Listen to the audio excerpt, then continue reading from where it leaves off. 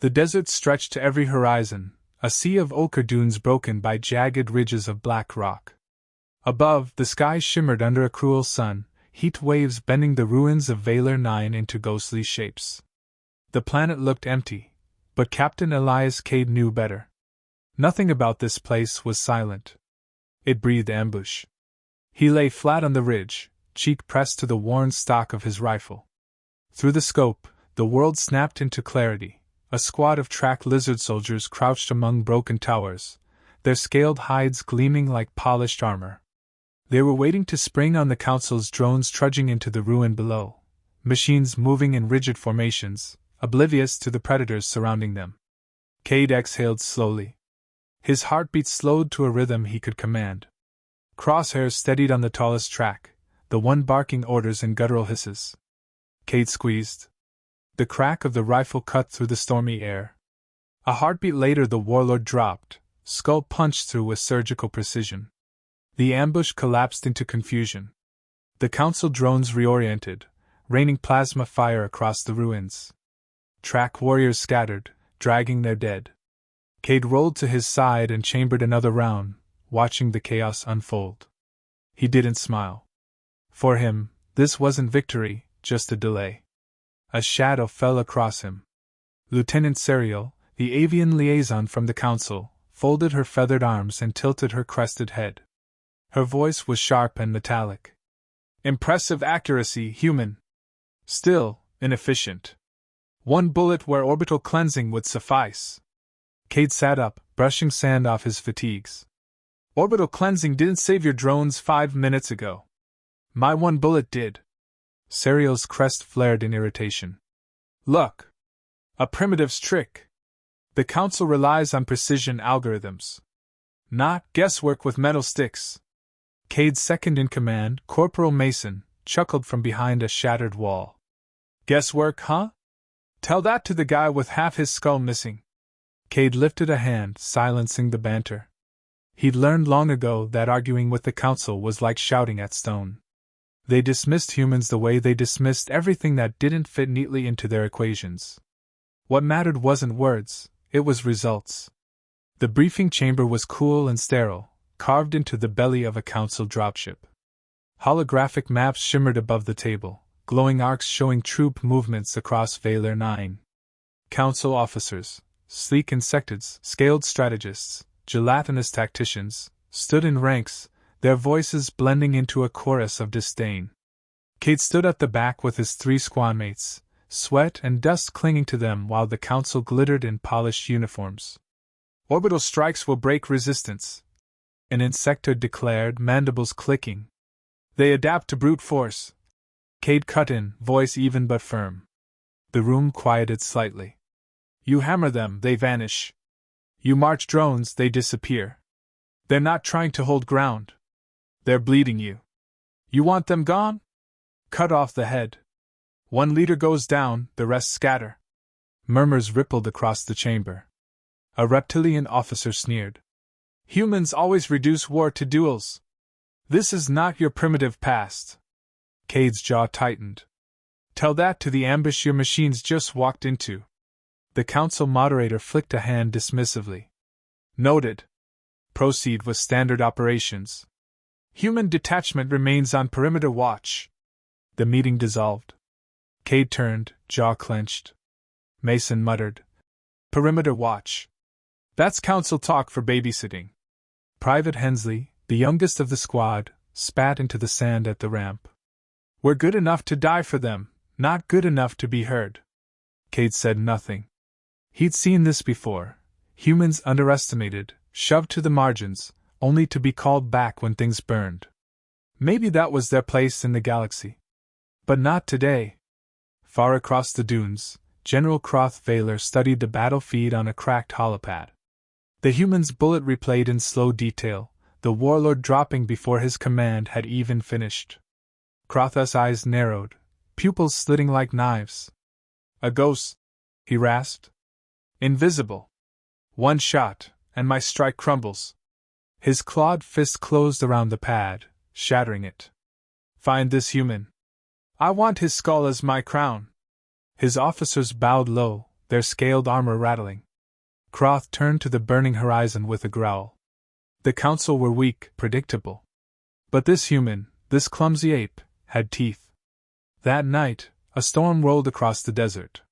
Sand howled like a living thing, battering tents and choking engines. Cade's squad huddled in a half-collapsed bunker, rifles cleaned, eyes sharp despite exhaustion. Mason poked at a tiny fire. "Think the lizards will hit us in this mess?" Cade peered through a cracked viewport, scanning the storm-blurred night. "Storm's perfect cover. I'd hit us." Hensley shifted uneasily. "Council command says Track won't fight in weather this bad." Cade glanced at him, tone flat. "Council command also said drones don't walk into traps. You want to trust them again?" Silence settled. Outside, the storm roared. Then the radio crackled, panic in alien voices. Patrol down. Entire squad missing. Signal cut mid-scream. Cade's gut clenched. He rose, slinging his rifle. "They're moving under the storm." Mason frowned. "Command'll tell us to hold." "Command can choke on sand," Cade said. He pulled his hood tight and stepped into the storm. "We're going to see for ourselves." They climbed a jagged ridge, sand tearing at their eyes, wind clawing their clothes. At the summit, Cade dropped flat and raised his scope. Through the storm's veil, he caught glimpses, shadows moving in formation, massive silhouettes too disciplined to be the storm's tricks. His finger brushed the trigger, but he didn't fire. Instead, he followed the line of movement until the truth hit him like a hammer. They weren't sweeping territory. They weren't hunting patrols. They were circling. Surrounding. Cade lowered the scope slowly, the storm screaming around him. "They're not fighting to win ground," he whispered. His squad leaned in, straining to hear. "They're hunting us." The storm passed, leaving the desert scoured clean. Broken patrol beacons flickered weakly across the dunes, half buried under drifts of sand. Cade crouched at the ridge edge, rifle balanced, eyes locked on the horizon. Nothing moved now, but the silence was worse than the storm. Behind him, Mason checked a claymore mine with steady hands. "Feels wrong. They don't vanish after circling us like that." "They don't vanish," Cade said, voice low. "They wait." Private Hensley muttered. "Like us." Cade didn't answer, but the boy was right. Waiting was a weapon. Most soldiers itched to move, to fire, to do something. Snipers survived by resisting that itch. The track had the same patience. That made them dangerous. At dawn, the squad moved through a ruined outpost, shattered walls jutting from the sand like jagged bones. They set up in silence, each man knowing the rhythm of survival without orders. Mason ran lines for explosives, Hensley checked ammo stocks, and Sergeant Vale, the fourth and eldest, climbed a tower shell to scout. Cade chose a nest in a half-collapsed apartment block. From there he could see the narrow streets winding into the dunes. His scope swept the ruins. Empty windows stared back at him. Too empty. The council's drones marched in soon after, gleaming machines tramping through dust with mechanical precision. They didn't see the signs, the quiet too perfect, the silence too heavy. Vale's voice crackled softly in Cade's ear. "Movement. North alley. 6, no, 12. Track." Cade shifted his scope. Shadows slipped along rooftops, scales flashing briefly as the sun caught them. He breathed deep, exhaled slow, and fired. The lead officer dropped, throat torn open. Confusion rippled through the formation. "Shift positions," Cade ordered calmly. Mason and Hensley ghosted to new cover, laying down mines as they moved. Vale sniped from the tower, his heavy rifle cracking like thunder. The drones, caught in the open, faltered. Their algorithms didn't know how to adapt. Plasma fire sprayed wide, hitting walls but not the hunters weaving through them. "Council command is going to panic," Mason muttered between shots. "They already are," Cade replied. He clipped another round into the chamber, and fired again. A track officer pitched sideways, armor shattering. 2 hours later, the ruins were quiet again. Smoke curled from shattered walls. Drones lay in heaps of slag. The squad picked through the aftermath, exhausted but alive. Their council liaison, Lieutenant Serial, landed in a skimmer, feathers slicked tight in agitation. She looked at the ruins as if offended they still stood. "This was a slaughter," she said, beak clicking. "Council forces routed. Because they marched like targets," Cade said flatly. "No cover, no thought. Just numbers." Serial's eyes flashed. "And you humans think 4 rifles will turn the tide?" "They already did," Mason shot back. Cade raised a hand before Serial could argue. "You want to win? Stop thinking in fleets and formulas. The track fight like predators. They test, they adapt, they learn. That means you need patience. You wait, you bleed them, then you cut out the leader. Without the head, the body dies." Serial tilted her head, feathers bristling.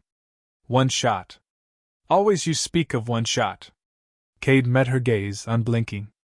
"One shot at the right moment is worth 100 wasted." Across the dunes, General Croth Vaylor prowled among the bodies of his fallen.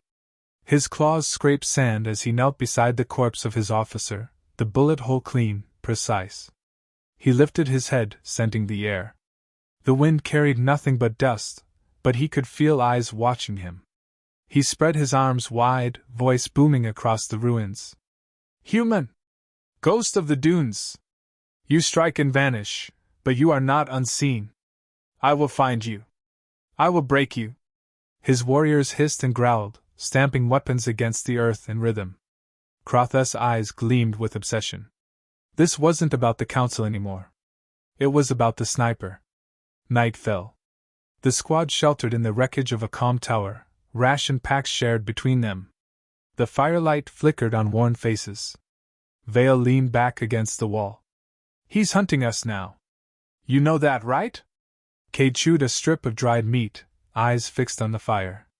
"Good. Means he's predictable." Hensley's voice cracked. "Predictable? He's a giant lizard with an army." Cade finally looked at him. "And we've got patience. He comes for us, he plays on our terms." Silence held for a moment. Then Mason grinned without humor. "You're thinking about drawing him out, aren't you?" Cade nodded once. "He wants the ghost. Let's give him one." The next day, they baited the trap. Mason wired charges along the southern street. Vale took a perch opposite, rifle steady. Hensley stayed close to Cade, nerves taut as wire. Through the scope, Cade watched the track move in. Not soldiers this time, decoys. Their armor was wrong, their movements stiff, too deliberate. He scanned longer, ignoring the bait, searching the edges. There. A glint of scaled armor crouched in shadow, watching the windows. Cade smiled faintly. "You're learning," he whispered. He didn't fire. Not yet. Croth moved like a predator, silent despite his bulk, eyes glowing faintly in the gloom. He scanned rooftops, listening for the crack of a rifle. He was baiting the sniper, daring him to reveal himself. Cade stayed motionless, breath shallow. Minutes stretched. Sweat trickled down his spine. He adjusted only when the warlord finally shifted, armor flashing as he turned to bark an order. The scope tracked the exposed joint between gorget and helm. His finger curled against the trigger. Then Vale's voice hissed in his ear. "Contact east roof!" A shot rang out, not Cade's. Stone exploded inches from his head as a track marksman fired. The counter-sniper had been waiting. Cade rolled, dragging Hensley down with him. Mason's charges detonated, shaking the street with fire. Vale's tower crumbled under focused return fire. Through the smoke, Croth's roar cut the air. "Run, little ghost! I will tear your bones from the sand!" Cade's ears rang, heart hammering. He saw Vale's silhouette vanish in the collapse. Loss hit like a gut punch, sharp and cold. He clenched his jaw, teeth grinding. Hensley grabbed his arm, fear wide in his eyes. "Captain, what do we do?" Cade steadied himself, voice steel. "We keep him chasing. But next time, it's him or us." He looked back at the ruins still burning, then into the dunes where Croth had vanished. His whisper was meant for himself, but the squad heard it too. Not before I take his heart. The desert was still bleeding from the last fight. Smoke from crumbled towers twisted into the morning haze, and shards of council drones glimmered half-buried in sand. Cade crouched among the wreckage, the weight of Vale's loss pressing on him like the heat above. There were three now, him, Mason, and Hensley, holding ground the council had already ridden off. Above the calm chatter, one phrase echoed again and again, retreat. The council was abandoning Valer 9. Mason spat into the dust. Figures. They'll pull back, let the lizards have it, and blame us for the failure. Cade adjusted the scope on his rifle, scanning the horizon. Not if we finish it first. Hensley's face tightened. Finish? Captain, there's hundreds out there. Cade turned to him, calm as stone. We don't need hundreds. We need one. By dusk, the council ships were climbing skyward, their engines streaking silver across the sky. To them, Valer 9 was lost. To Cade, it was bait. The squad moved through storm-carved canyons, sand crunching under their boots, silence broken only by the rasp of breath. Every wall bore scars of battle, plasma burns, claw gouges, shattered armor. Mason set a mine at a choke point, hands steady. You really think he'll come? Cade checked his rifle again, movements deliberate. He wants me more than he wants the planet. That's his weakness. Hensley swallowed hard. And if he gets you? Cade slung the rifle across his shoulder. Then you take the shot. The boy blinked, startled. Mason just nodded grimly. The storm rose again that night, shrieking across the desert floor. Visibility dropped to a few meters, the world reduced to shifting veils of grit. Cade lay prone on a ridge, cloak pulled tight, scope cutting through the storm's blur. Every gust sounded like footsteps. Every shadow looked like a hunter. Hours crawled. He didn't move. He slowed his heartbeat, counting each breath. Patience was the rifle's true ammunition. Then, at last, the warlord emerged. General Cross strode through the storm, armored bulk gleaming even under the sand's lash. His warriors lingered behind, unwilling to press further into the gale. He didn't care. He came alone, shoulders squared, eyes burning with purpose. Cade's finger rested against the trigger. He could have fired immediately, ended it fast. But he waited. The angle was wrong, armor too tight. Through the scope, he studied every plate, every joint, tracking the rhythm of Croth's movement. Waiting for the moment arrogance created a weakness. Croth's voice boomed across the canyon. Ghost! You hide, you strike, you scurry! Come face me! Show me this human courage I hear whispered by cowards! Mason muttered from cover below. He's baiting you. Cade's mouth tightened. Let him. The warlord stalked the canyon floor, each step echoing in the storm. He raised his blade, slamming it against his chest plate. Do you hear me, ape? You are prey. Nothing more. Cade whispered into his calm.